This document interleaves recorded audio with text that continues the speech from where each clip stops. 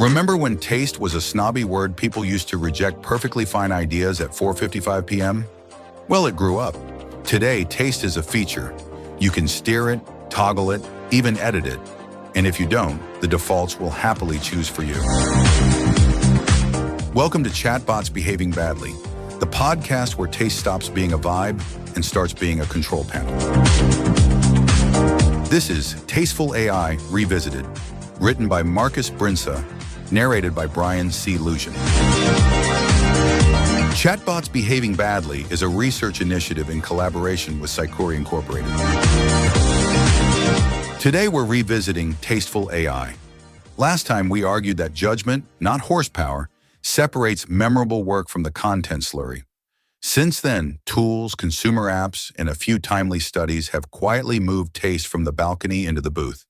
Here's what changed, how to use it without drifting into beautiful sameness, and why the most valuable dial in your stack still lives between your ears. Style isn't magic, it's a handle now. If you haven't poked at the latest image tools, you might have missed a shift. Midjourney's style reference lets you import the vibe of an image, its palette, textures, lighting, without copying the objects inside. It's like saying, dress like this, don't become this. Their newer Omni reference goes further. Lift a character or object from one image and reuse it consistently across scenes. For brands, that's continuity without handcuffs.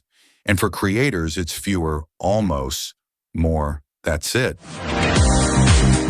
Adobe Firefly has matured the same idea from the other side of the river. Style and structure references are no longer demo theater, they're dependable. And, crucially, Adobe's July updates added stronger composition and even video-aligned controls, which means your aesthetic decisions propagate across formats with less fiddling. This is taste as tooling, not replacing judgment, but decluttering the path so your judgment shows up more often. Takeaway? Style isn't a prayer to the prompt gods anymore. It's a handle. For you is becoming by you. Taste isn't just for pros. Spotify quietly made it editable. You can now exclude individual songs or whole playlists from your taste profile, so the algorithm stops treating your kid's sleep sounds like a personality trait. It's a small switch with a big principle. Personalization shouldn't only be inferred, it should be declared. And yes, it's live globally across web, desktop, iOS, and Android. Why should you care if you work in marketing, design, or product? Because this is the direction platforms are heading. Sliders for surprise me versus stay familiar. Switches for in my voice versus in conversation with my voice.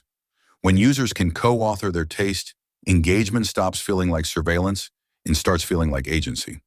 That matters. The machines are ranking beauty, and that's complicated. Behind the scenes, a lot of systems now pre-score images for aesthetic quality, an idea popularized by the latent aesthetics predictor. It's basically a learned shortcut. Of two images, which one do people tend to like more? Museums have even experimented with sort by beauty in public collections, using those scores to reorder browsing. Hand on heart, it's clever and a little spooky, because every time we freeze good taste into a single number, we risk building beautiful conformity. So yes, let the machine help you skip the yawners, but annotate your choices. If you can't say why something is better, you're not practicing taste. You're practicing compliance. Style imitation, better tricks, real limits. On the writing side, two truths can coexist.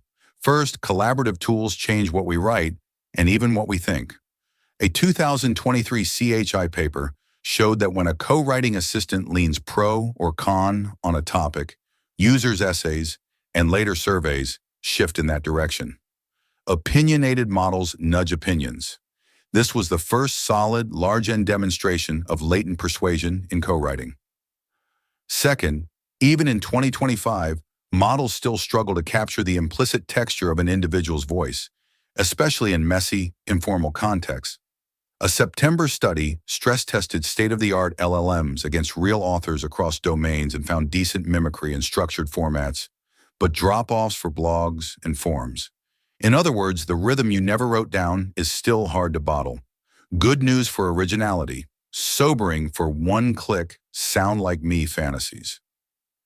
That gap is exactly where tasteful teams win. They systematize what to keep rigid and where to leave room for human swing. Taste is strategy, not scented candle. The cultural penny dropped this summer.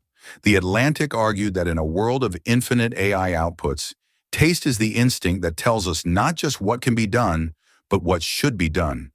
If you run a brand, that's not poetry, it's operations.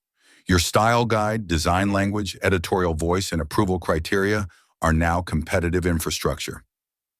Meanwhile, platform giants normalize tone-forward editing. Apple's writing tools are woven across the OS now: summarize, restyle, compose, and yes, with user-consented ChatGPT as an optional extension in both Siri and writing tools. That mainstreams stylistic manipulation and makes voice feel like a slider. Helpful? Absolutely. But it raises a serious question. If everyone can sound more like themselves, will they? Or will we all select respectful, energetic, 15% shorter, and call it a day? A tasteful workflow you can defend. Let me offer a practical, tasteful workflow for 2025 that respects the new knobs without outsourcing your eyes. Set intent like an editor, not a tourist. Name the feeling you're chasing and the boundaries you won't cross. Lock structure where you must, layout, shot list, type system, and keep play where discovery pays. Use style/structure references to remove friction, not to remove judgment. Generate wide, shortlist ruthlessly. Then, annotate your winners in one-liners. Chosen for negative space that reads premium at mobile sizes, keeps our cobalt plus rust palette without shouting, voice edges ironic but never snarky. Capture those notes somewhere permanent, your internal taste layer. Every shipped asset becomes a data point you can feed back into references or fine-tune prompts. Over time, you're not just faster, you're compounding taste. That's a moat. And for the love of all good things, encourage divergence runs. Do a weekly break the style exercise on one asset. If it fails, you learn. If it sings, your look stays alive. The risk nobody mentions. There's a quieter risk than plagiarism or factual errors. Monoculture. When the same aesthetic scores, the same benchmark sets, and the same taste presets flow into every pipeline, even good taste flattens. The antidote isn't contrarian chaos. It's documented judgment plus controlled risk. Make dissent cheap. Make rationale mandatory. Make room for outliers on purpose. Tasteful AI was never about making machines refined. It was about making human refinement visible at scale, without losing the parts that make it feel alive. The tools finally help. The responsibility, inconveniently, still does not move.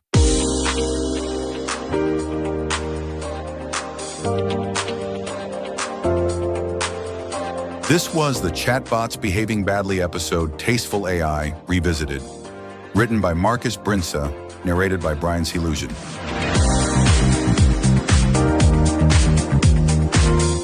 New episodes drop every Tuesday. Chatbots Behaving Badly is a research initiative in collaboration with Psychori Incorporated. If today's episode helped you turn taste from a sermon into a system, share it with the one colleague who still says, "We'll fix it in post." And remember, when a chatbot hands you canned style, squeeze in your own lemon.